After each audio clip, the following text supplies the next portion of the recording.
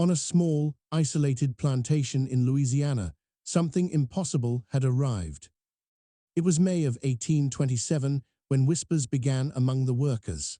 A new child had been brought to the plantation, not just any child, but one who carried a strange authority in his gaze.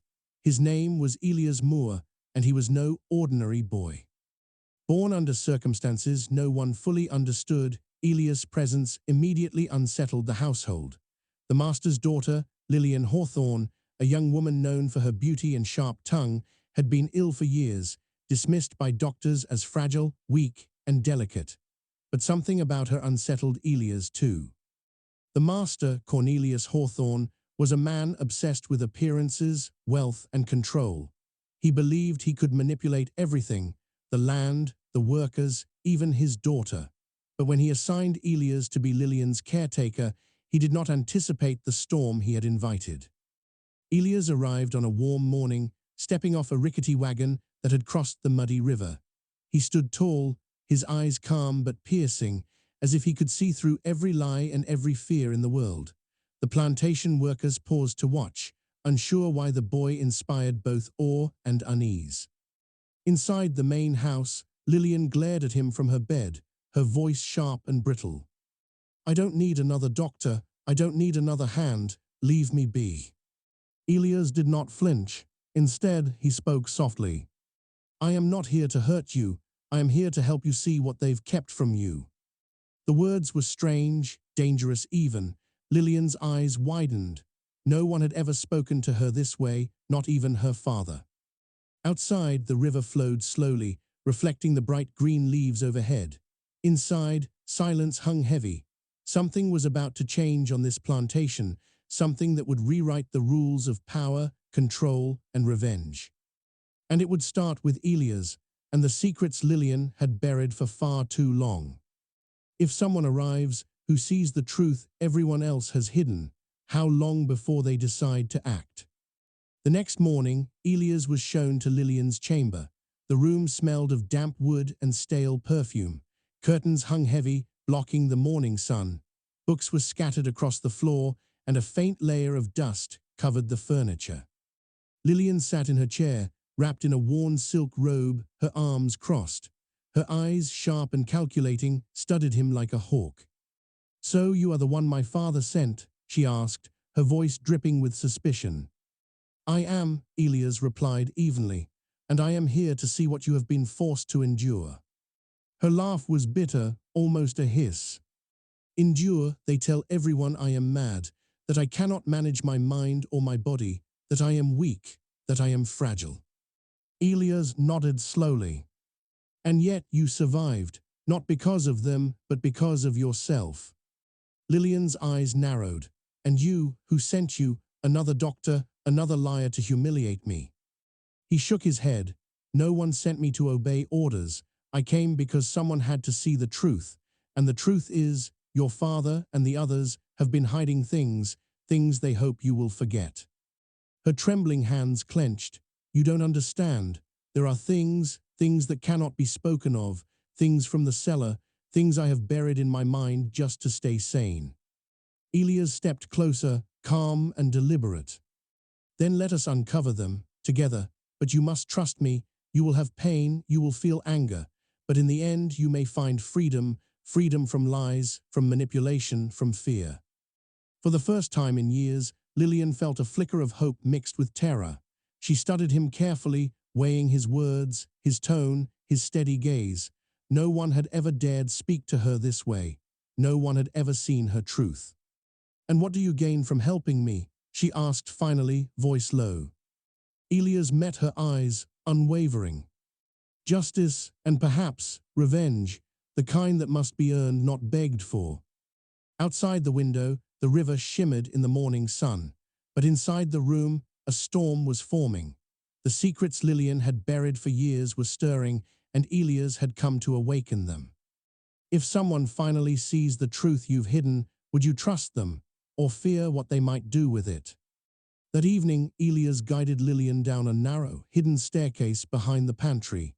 The air grew colder, damp, carrying a metallic scent that made her stomach twist.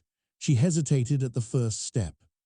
I've never gone down here, she whispered, clutching the railing. Few have, Elias said, and fewer leave unchanged.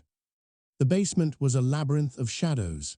Rusted tools leaned against the walls, broken crates lay scattered, and the air felt thick with memories no one dared speak of. Elias stopped beside a small wooden chest. Dust coated its surface, but something about it seemed alive. This chest belonged to your father's advisor, Elias explained.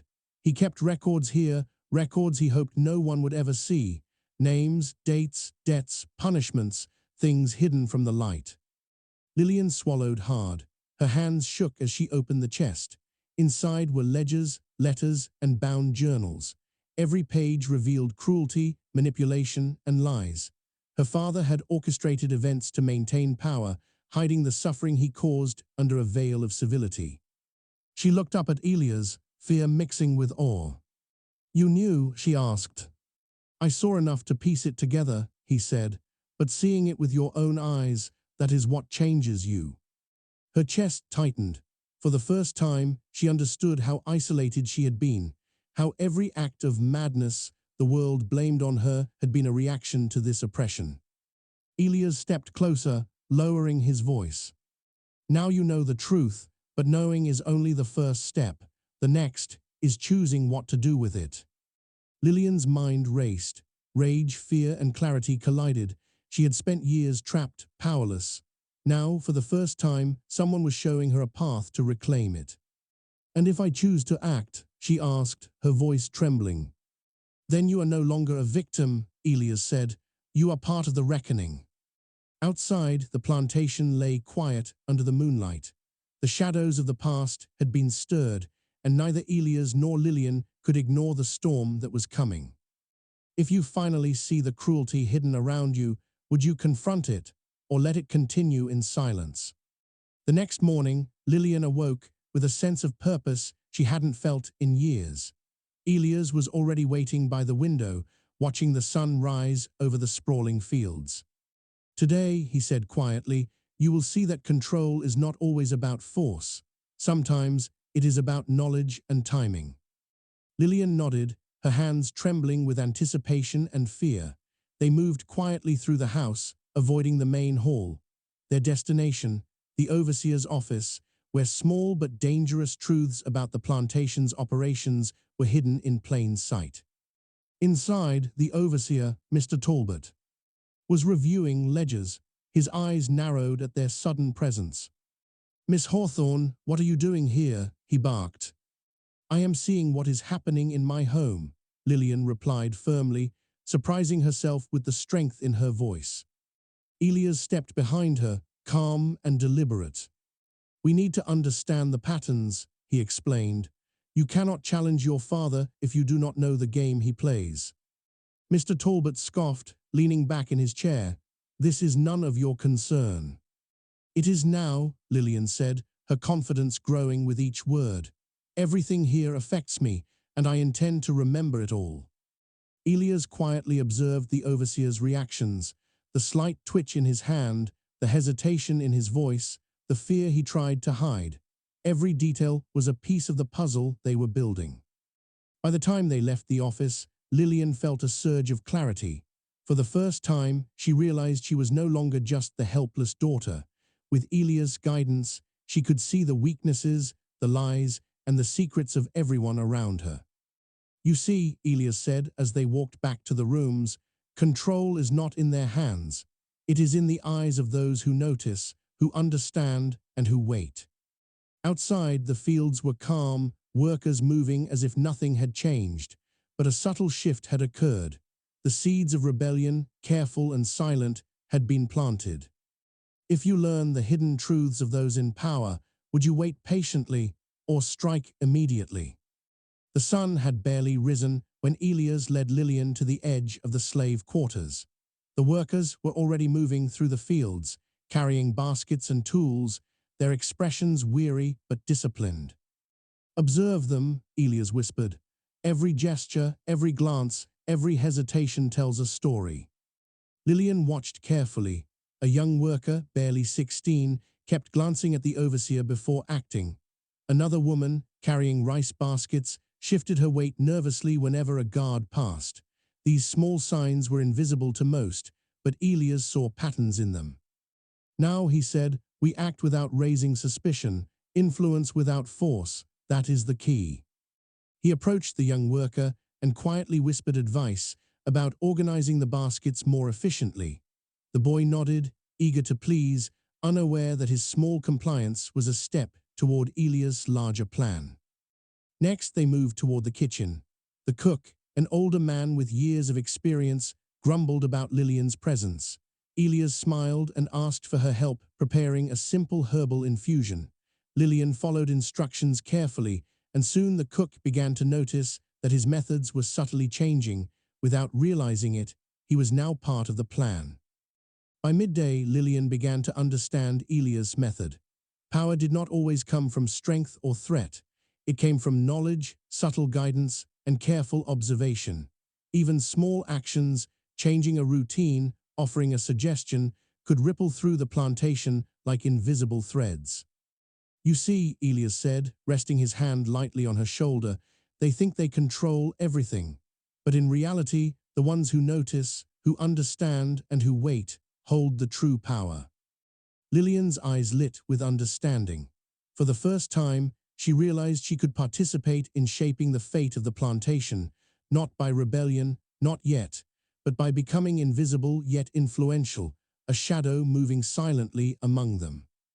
As the day ended, Lillian returned to her room, exhausted but exhilarated. She could feel the subtle shift already taking place around her, small changes that would grow into something far greater in time. If you could influence events without anyone noticing, how far would you go before revealing your true power? That evening, the sun dipped below the horizon, painting the plantation in shades of orange and gray. Lillian sat in her chamber, staring at the window, while Elias quietly arranged herbs on the table. You're thinking about what you saw down there, Elias said softly, noticing her distant gaze. She flinched slightly. I can't forget it. The cellar, the sounds, the faces. I've tried, but it haunts me. Elias nodded, keeping his voice calm. I know, and you shouldn't have to forget. Some memories demand action, not suppression, but before you act, you must understand them fully. Lillian hesitated, then asked the question that had tormented her for years. Do you know what it feels like to watch helplessly, to know evil is happening under your father's roof, and there is nothing you can do? Elias looked her in the eyes. I know, he said, because I've lived it in my own way. I've lost people, families, moments I can never recover, and I've waited for the right time to turn that pain into purpose. She studied him carefully. Something in his calm, measured voice and steady eyes made her trust him more than anyone she had ever known. For the first time, she didn't feel like a victim. She felt like an ally. You're not like the others, she whispered. You won't leave me powerless, will you? Elias' lips curved slightly. Never, but you must promise me one thing. Anything, she replied, hope mingling with fear. That when we begin to reclaim what was taken from us, you will act with patience and precision. The wrong move could destroy everything. Lillian nodded, understanding the gravity of the moment. I promise, she said. As the candlelight flickered across the room, a new alliance was forged, not born of convenience, but of shared purpose. The shadows of their pasts intertwined, creating a bond that could withstand the cruelty of those who underestimated them. Outside, the plantation lay silent, but a storm was forming within its walls.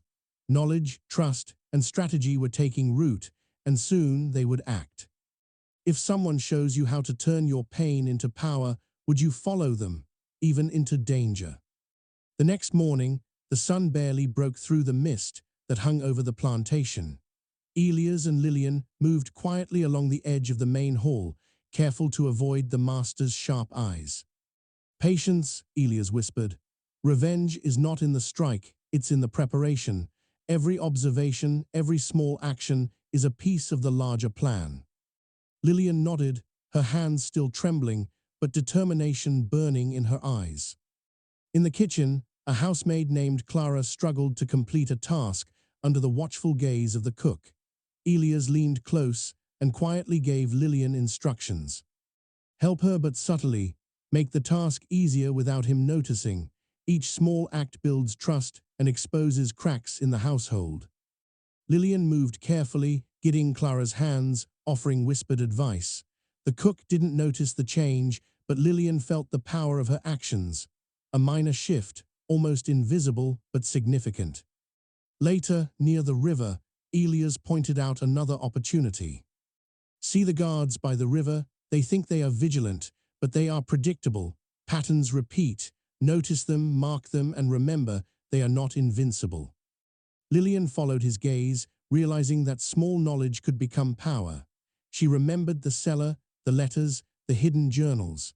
Each secret she had uncovered could be leveraged against those who had humiliated her, controlled her, or harmed others. Revenge is a game of patience, Elias said. Strike too early and all is lost. Strike too late and they may never see justice. We must wait, and when the moment comes, it must be precise. By nightfall, Lillian returned to her room, exhausted but exhilarated. She understood for the first time that revenge was not merely emotion, it was a skill, a strategy, a careful orchestration of events. And with Elia's guidance, she was learning how to master it. If you could act against those who wronged you, would you wait patiently, or risk everything immediately? The sun was high and merciless when Lillian stepped into the main hall, her steps measured, her expression calm. Today, she would test the lessons Elias had taught her. In the corner, Mr. Talbot, the overseer, barked orders at the workers, unaware that Lillian was watching, calculating every reaction. Watch him carefully, Elias whispered from behind her. Even small slips tell you everything. Lillian approached the overseer with a simple question about the ledger, phrasing it casually, almost innocently. Mr. Talbot, she asked, are these accounts correct? I noticed a few discrepancies in the rice yields. Talbot frowned, glancing at the numbers. His irritation was visible, a subtle twitch in his jaw. I'll check them, he muttered, clearly unsettled. Lillian smiled slightly. This small act, unnoticed by anyone else, planted a seed of doubt in the overseer's mind. It was the first subtle demonstration of her growing influence. Later, near the quarters, a minor argument broke out between two workers over tools. Lillian intervened, not by commanding, but by guiding the conversation, suggesting a compromise that resolved the dispute. You see, Elias said quietly, influence comes not from power or fear. It comes from knowledge, timing, and subtle action. Today, you've taken your first step.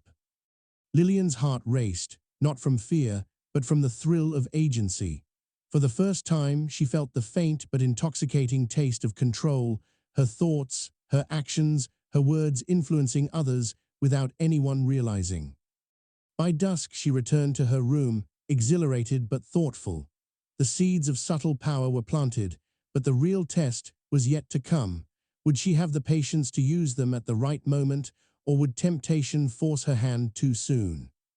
If you could influence events without anyone noticing, would you risk a small act now, or wait for the perfect moment? The midday sun beat down harshly on the plantation, making the fields shimmer in heat. Lillian and Elias were walking along the edge of the rice paddies when a sudden shout echoed from the workers' quarters. A young boy had stumbled into a hidden chest that contained old ledgers and letters that detailed past injustices, punishments, and hidden alliances of Cornelius Hawthorne. The chest had been forgotten, buried under years of dust, but now its contents spilled across the floor. Workers gathered, whispering and pointing. For the first time, fragments of the plantation's dark history were visible to those who had lived under its control. This shouldn't be here, one worker muttered. Elias stepped forward calmly, getting Lillian to observe without panic. Do not speak, watch, learn, every reaction matters, he whispered. Lillian's eyes widened. This accidental reveal, though minor, had already begun to destabilize the household. Even the overseer's nerves were fraying. his composure cracking under the weight of exposed secrets. "This is more than chance," Elias said. "Opportunities like this are rare. They must be used carefully, strategically. One wrong move and it could all collapse, or one right move and it could change everything." For the first time, Lillian realized the scope of her potential power. She could guide the reactions of the workers, influence the overseer, and manipulate the flow of information, all without anyone knowing it was her hand at work. "So this is how it begins," she murmured, a shiver running down her spine, the truth finally visible. Elias nodded. "And now the game changes. We prepare, we plan, and when the moment is right, justice will follow." Outside, the plantation continued its daily rhythm, but inside, the hidden currents had shifted. A storm was brewing, and its first gust had already begun to ripple through the lives of everyone who lived and worked there. If a secret is accidentally revealed, would you seize the moment or wait for the perfect plan? Late that afternoon, Lillian stood in the main hall, her heart pounding but her hands steady. Elias was beside her, whispering instructions only she could hear. "Remember," he said, "control comes from subtlety. You don't need to confront directly. Let them believe it's their own mistake." The overseer, Mr. Talbot, was reviewing the work logs, unaware that Lillian had noticed discrepancies in the schedules he had created. With a calm voice, she approached him. "Mr. Talbot," she said softly, "I noticed some of the workers are being overassigned today. Perhaps you might redistribute the tasks to prevent fatigue and mistakes." Talbot frowned, irritated at the suggestion, but unable to ignore her presence. As he began adjusting the schedules, Lillian observed the ripple effect, workers moving more efficiently, minor conflicts avoided, and small errors corrected. "You see," Elias whispered, "this is your first move. Without anyone realizing, you've already influenced the balance of power." Lillian's confidence grew. Each carefully chosen word, each subtle action, reminded her that she was no longer powerless. She was learning the invisible art of strategy, and every small victory made her bolder. Later, near the river, Elias pointed out another opportunity. "The overseer is predictable," he said. "His fear of the master makes him cautious, but that same fear makes him pliable. Use it. Influence him without exposing your hand." Lillian approached him later that evening, asking about work procedures in a way that seemed innocent, almost naive. The overseer, anxious and distracted, revealed information he would normally have hidden. Lillian absorbed it silently, knowing that every detail could be leveraged in the days to come. By nightfall, she returned to her room, exhilarated. The first step had been taken. A subtle move, but a powerful one. With Elias guiding her, the balance of control was slowly shifting. If your first step toward power is subtle and unnoticed, would you continue cautiously or risk revealing your strength too soon? The following morning, a sense of tension lingered in the air. Lillian noticed subtle changes, workers whispering, glances exchanged, and Mr. Talbot lingering near the main hall with a suspicious frown. "He's noticed something," Elias said softly, watching from the shadows. "Not yet what, but enough to make him uneasy." Talbot's eyes followed every movement, his sharp gaze lingering on small details he had previously ignored. Lillian's first subtle influence had left a mark, and now the overseer was trying to uncover the source. "We must tread carefully," Elias whispered. "Suspicion is dangerous, but it can also be a tool. Watch him and let him reveal his fears without realizing you see them."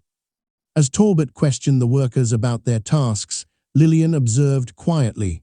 Small inconsistencies in his instructions, tiny mistakes in his reactions, and the fear he tried to mask all painted a clear picture. He was unsettled. "Good," Elias murmured. "Fear and doubt can be more powerful than force, but if he connects the dots, we must be ready."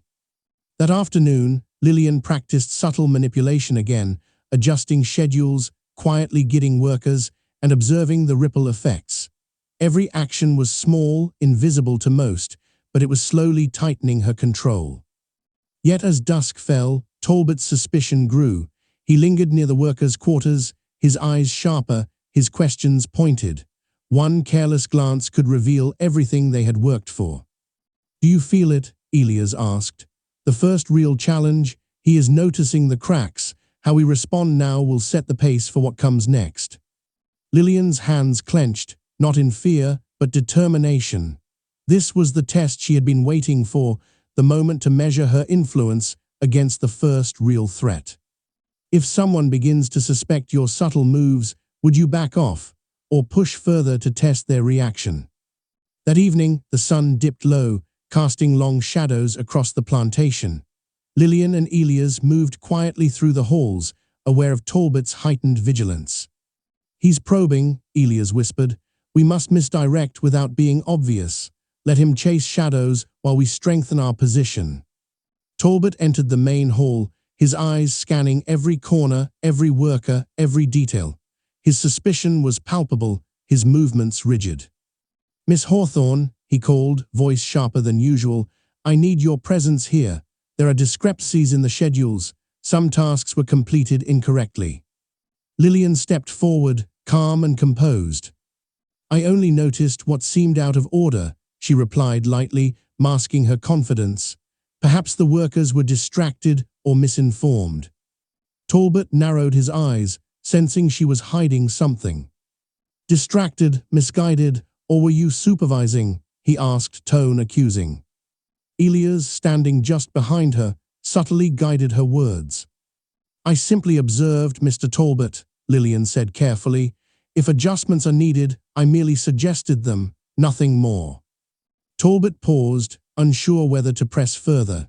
Lillian's calm demeanor, combined with her apparent innocence, created doubt in his mind. He hesitated, then muttered something under his breath and walked away, still suspicious, but without concrete proof. "See," Elias whispered once the overseer left. "Misdirection. You allowed him to think he might be right while controlling what he could see. That is the art of subtle power." Lillian felt a surge of confidence. For the first time, she realized she could stand against the first real threat to her growing influence, and even guide it to her advantage. By nightfall, the plantation felt different. Talbot's unease was now a tool Lillian could use, and Elias' lessons in strategy had turned fear into empowerment.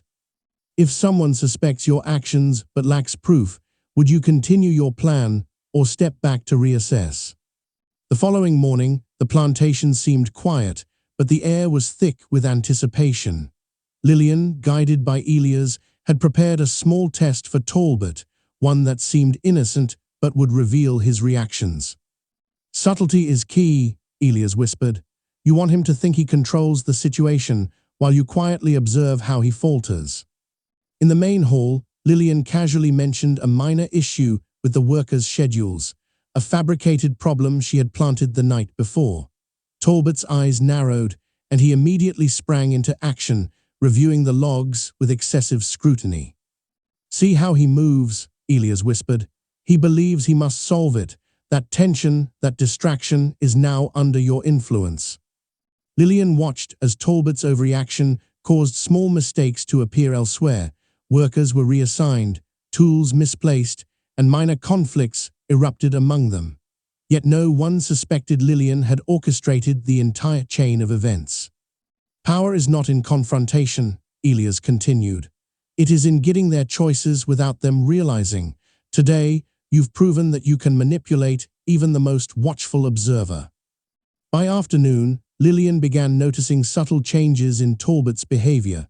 He lingered near her presence longer, asked more questions than necessary, and even double-checked minor tasks she had already handled. Each response revealed cracks in his confidence, cracks she could exploit later. "Patience," Elias reminded her. "The right moment will come, but for now, let them stumble over shadows you cast." That evening, as the sun set behind the swaying Spanish moss, Lillian reflected on the day. For the first time, she felt the thrill of power without fear of exposure. The psychological game had begun, and every move was carefully calculated, every reaction noted, every subtle victory recorded in her mind. If you could manipulate someone without them knowing, would you continue testing them, or act decisively to seize control? By the next morning, a tension unlike any before gripped the plantation. Talbot moved through the halls with a sharper eye, noticing small inconsistencies and unexplained actions everywhere. He had begun to sense that the minor mistakes and disruptions weren't random, they were orchestrated. "He's beginning to connect the dots," Elias said quietly, standing behind Lillian as she observed Talbot packing near the workers' quarters. "Now the real game begins. You've built influence. Now we take the first major step." Lillian nodded, her mind racing. For weeks, she had learned to act subtly, influence without being noticed, and plant ideas carefully. But today, under Elia's guidance, she would attempt something bigger, something that would test her control and Talbot's limits. In the dining hall, a carefully timed distraction was set in motion. A minor disagreement among workers, previously orchestrated by Lillian, escalated just enough to draw Talbot's attention. "Now," Elias whispered, "observe him. He thinks he's in control, but he's reacting exactly as we hoped." Talbot rushed to resolve the dispute. Making decisions based on incomplete information, his stress visible. Lillian moved quietly, helping guide the resolution, but only just enough to maintain her subtle advantage. She allowed the situation to appear chaotic to everyone else, while she and Elias controlled the outcomes behind the scenes. "Power," Elias murmured, "is not brute force. It's the ability to steer events without revealing your hand. You've mastered the small moves, now we test the big one." As the day ended, Talbot's unease grew into suspicion, a simmering frustration he could not name. Lillian returned to her room, exhilarated and focused. She knew the plantation's balance of power had shifted subtly, but irrevocably. "Patience," Elias reminded her. "The first major act is the hardest, but if timed correctly, it will define everything that follows." When you have the chance to make your first decisive move, do you strike carefully or risk everything at once? The following morning, the plantation was alive with routine, but beneath the calm, tensions simmered. Lillian, guided by Elias, prepared her first bold act. "Today we shift the balance more visibly," Elias whispered. "But remember, subtlety remains our shield. Force without discretion exposes everything." In the main hall, Lillian casually suggested a small reorganization of the workers' daily tasks, framing it as an efficiency measure. Talbot, already jittery from prior inconsistencies, took the suggestion seriously. "Miss Hawthorne, are you sure about this?" he asked, suspicion barely masked. "Absolutely," Lillian replied calmly. "It will prevent mistakes and keep everyone on schedule." Talbot implemented the changes, but immediately minor errors arose in other areas, intentionally left by Lillian as part of her plan. Workers stumbled, tools were misplaced, and small conflicts erupted. Talbot, attempting to regain control, made quick decisions, inadvertently playing into Lillian's design. "Observe closely," Elias whispered. "Notice his frustration. He believes he's reacting to chaos, but it's orchestrated by your influence." By midday, Talbot's agitation was visible. He moved through the plantation with tense shoulders, asking pointed questions, rechecking schedules, and scrutinizing workers more than ever. Meanwhile, Lillian moved silently, correcting errors in ways that appeared accidental. Each intervention strengthened her control while deepening Talbot's suspicion. He could sense a force beyond his understanding at work, but he couldn't identify it. By evening, Elias and Lillian met in their secret corner of the plantation. "First bold act complete," Elias said. "Notice how your influence now affects both the workers and him. You're no longer unseen, you're the invisible hand." Lillian nodded, exhilarated yet wary. The first bold step had consequences, and Talbot's suspicion had reached a dangerous peak. One misstep now could expose everything, but the payoff was undeniable. The balance of power had begun to shift. If your first bold move draws suspicion, do you continue to escalate, or pause to consolidate your control? The next morning, a chill of tension hung over the plantation. Talbot moved with purpose, scrutinizing schedules, observing workers, and questioning their actions. He had begun to suspect that someone, somewhere, was orchestrating the subtle chaos he had been witnessing. "He's hunting for the source," Elias whispered as he and Lillian watched from a safe distance. "Now we see how far his paranoia can be pushed." Lillian stayed calm, careful to appear busy with her usual routines. She allowed small mistakes to happen around her, tools misplaced, minor conflicts among workers, just enough to draw Talbot's attention, but not to incriminate her directly. Talbot snapped at the smallest errors, his temper flaring, his hands trembling slightly as he tried to reassert control. "See," Elias murmured. "He believes the plantation is unraveling from the outside, not knowing the true source is right under his nose." Lillian felt a thrill of controlled power. Every misstep Talbot made played directly into her plan. His authority, once unquestioned, now wavered with each decision made under stress. The subtle cracks she had nurtured for weeks were now visible to those paying close attention. "Patience is our weapon," Elias said. "Let him unravel at his own pace. The more he struggles to maintain control, the stronger your influence grows." By dusk, Talbot sat in the main hall, exhausted and frustrated, reviewing schedules repeatedly. Workers whispered in hushed tones, noticing his tension. The balance of power had begun to shift. Lillian was no longer just an observer. She had become an invisible force directing the flow of the plantation without anyone suspecting. If your enemy is blinded by frustration, do you push further to exploit it, or wait for a more strategic moment? That evening, as the plantation lay under a golden sunset, Lillian and Elias huddled in a quiet corner near the river. The day's events had proven one thing: Talbot's paranoia was growing, and it could be used against him. "Now," Elias whispered, "we plan your first major trap. Subtle, precise, and irreversible. One small error he makes, one moment of overconfidence, and it will spiral exactly as we want." Lillian studied him, her mind racing with possibilities. She had learned to observe, influence, and test, but this would be different. It would require her to anticipate every reaction and remain unseen. "Remember," Elias continued, "psychology is as powerful as any action.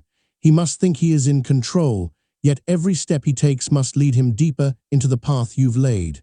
Let him stumble over his own arrogance." The plan was simple in theory, but intricate in execution. Lillian would create a scenario that forced Talbot to reveal his hand. A minor accident among the workers would appear random, yet the timing and placement would be orchestrated to make him overreact, exposing weaknesses in his control. Over the next hours, Lillian quietly positioned workers, suggested small adjustments, and whispered guidance to those who could unknowingly play their parts. Every move was calculated, every detail observed, every outcome considered. "Patience," Elias said as they watched from a hidden corner. "The trap is set, now we wait. He will make the first mistake, and the consequences will follow naturally. Remember, the trap is only as strong as your restraint." Lillian felt a mix of anticipation and adrenaline. The power she had cultivated for weeks was about to reach a critical moment.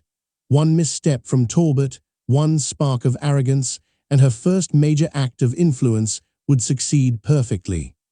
If you could set a trap that exposes someone's weaknesses, would you act immediately or wait patiently for the perfect mistake? The next morning, the plantation stirred like any other day, but beneath the routine, tension hung thick.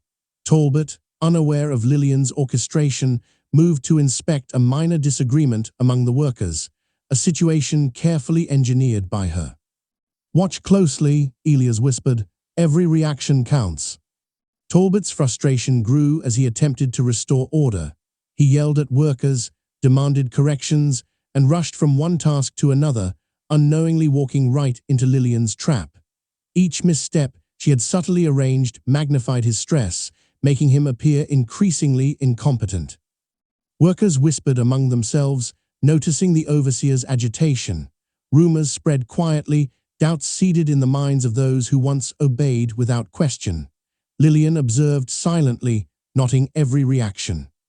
"See," Elias murmured, "his arrogance leads him. He believes he controls the chaos, but it is orchestrated entirely by your hand. The trap is working." By midday, Talbot made a critical mistake. He publicly blamed a worker for an error that hadn't occurred. The worker, aware of the injustice, questioned him openly, leaving Talbot flustered and embarrassed. The small cracks in his authority now became visible to everyone. Lillian felt a surge of quiet triumph.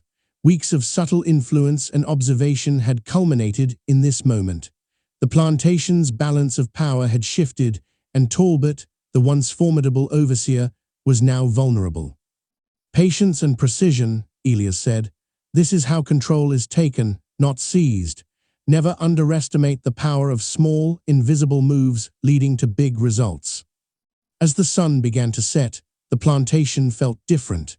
The invisible threads Lillian had woven now guided the actions of the overseer, the workers, and the very rhythm of daily life. And all of it had been done without anyone realizing the force behind it.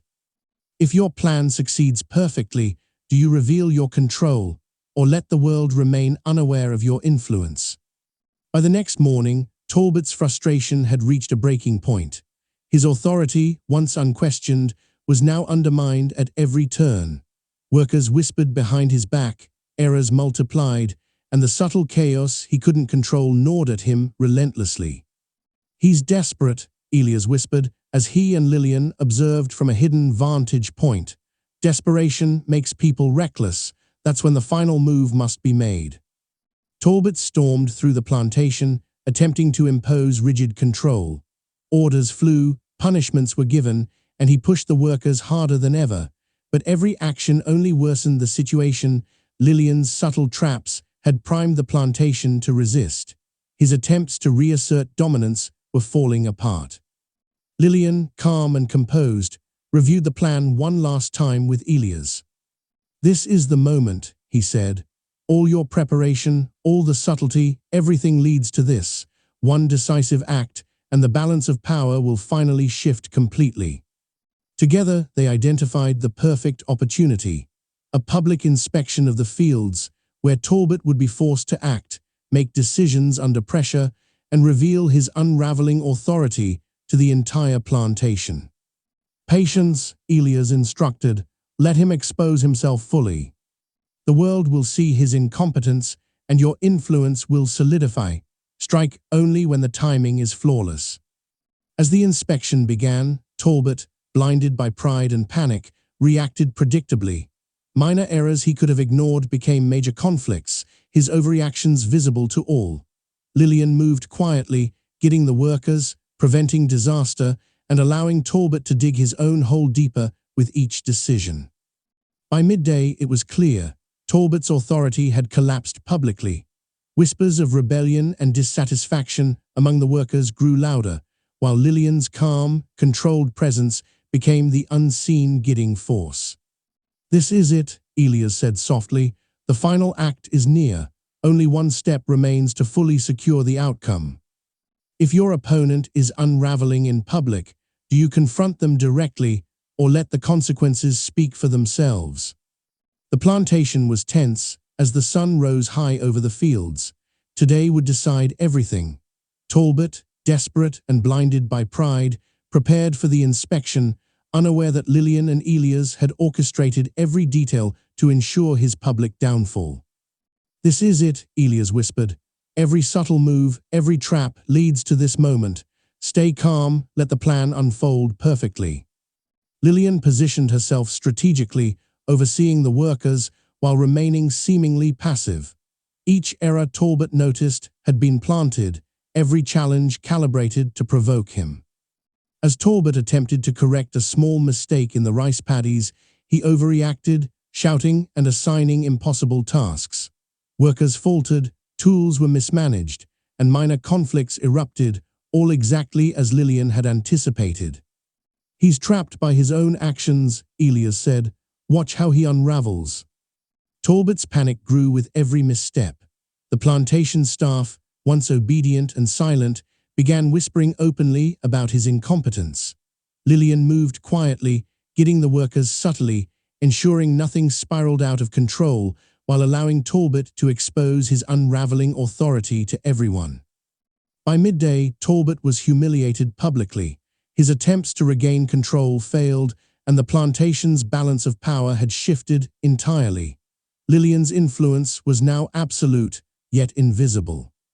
Control is not taken by force, Elias said. It, claimed quietly, with patience, precision, and observation, you've mastered it. Lillian felt a surge of triumph. Weeks of subtlety, observation, and strategic manipulation had culminated in this moment. The plantation obeyed her influence silently, and Talbot's downfall was complete, humiliated, powerless, and exposed.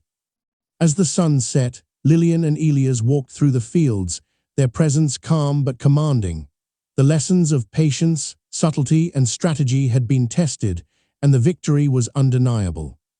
Power, Elias said softly, is most absolute when unseen. Today, you've proven that true influence requires neither violence nor overt force, only intellect, patience, and courage. Lillian paused, watching the workers go about their tasks efficiently, calmly, and with quiet respect for the invisible hand guiding them. The plantation was no longer controlled by fear or brute force. It was guided by intelligence, strategy, and careful observation. When you've achieved absolute control without anyone realizing it, do you reveal yourself, or let your influence remain an invisible force shaping the world around you?